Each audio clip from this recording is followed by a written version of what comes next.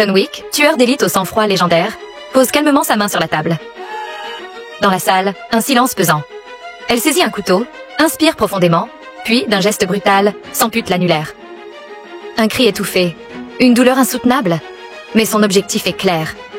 Retirer son alliance. Ce bijou, symbole de l'amour et du sacrifice, elle l'offre aux anciens du Conseil pour réintégrer l'organisation des assassins. En échange, une marque au fer rouge s'imprime sur sa peau. Le contrat est scellé. Sans un regard en arrière, droite, déterminée. Pendant ce temps, sous la surveillance de gardes impassibles, John enfile lentement une armure par balle. Chaque pièce se fixe comme s'il reprenait possession de son passé. Pourquoi un tel engagement? Parce qu'il avait aimé. Follement. Pour sa femme, il avait tout abandonné. Ses armes, ses missions, son passé sanglant.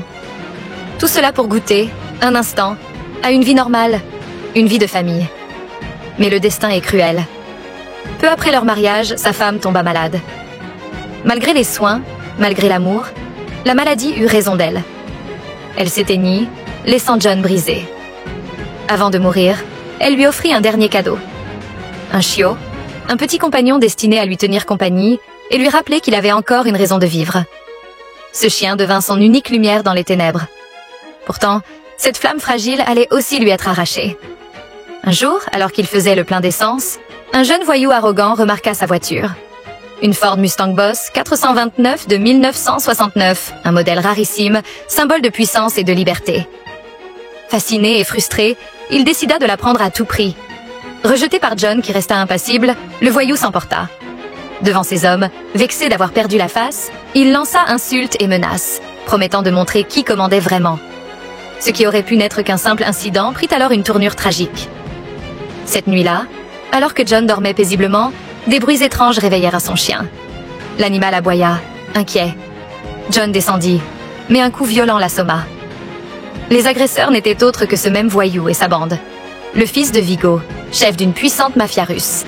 Ils s'emparèrent de sa Mustang. Mais le pire était encore à venir. Ils tuèrent froidement son chien, le seul lien qui rattachait encore John à sa femme. Dévasté, il serra le petit corps sans vie contre lui. Pas de cris, pas de larmes, juste un silence glacial. Un silence qui résonnait comme une promesse de mort. Au matin, il enterra son chien dans son jardin, nettoya calmement sa maison, puis descendit à la cave. À coups de masse, il brisa le béton qui cachait son passé. Fusils, pistolets, munitions, grenades et les fameuses pièces d'or. La monnaie secrète du monde des assassins. John Wick venait de renaître.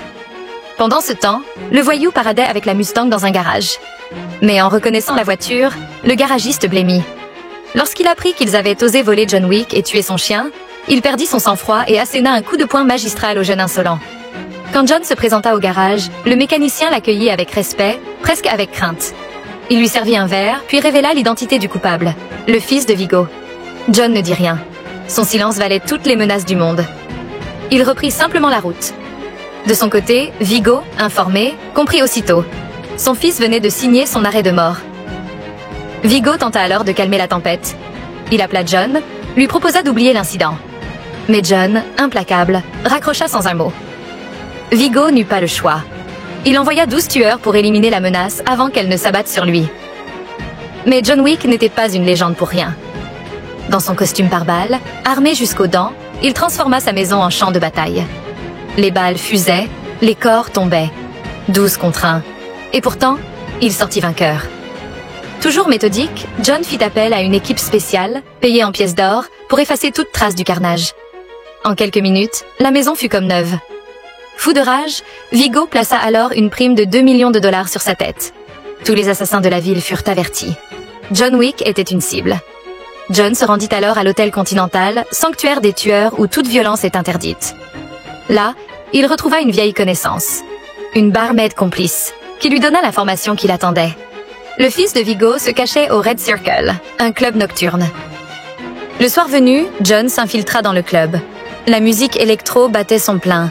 Les lumières rouges et bleues illuminèrent la foule. Entre deux pas de danse, les coups de feu éclatèrent.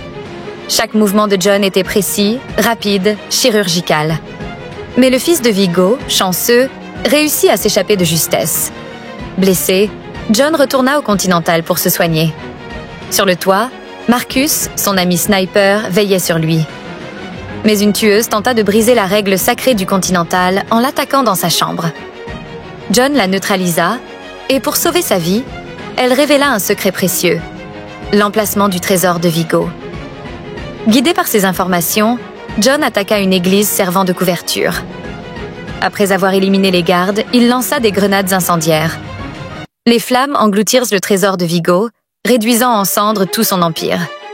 Furieux, Vigo captura John et le fit torturer.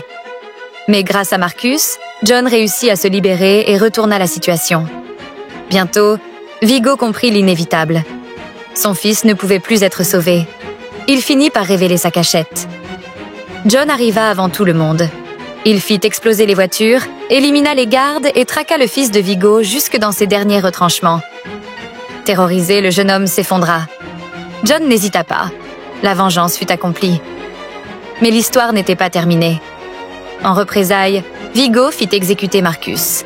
Grave erreur, car désormais, John n'avait plus aucune attache, plus aucune limite.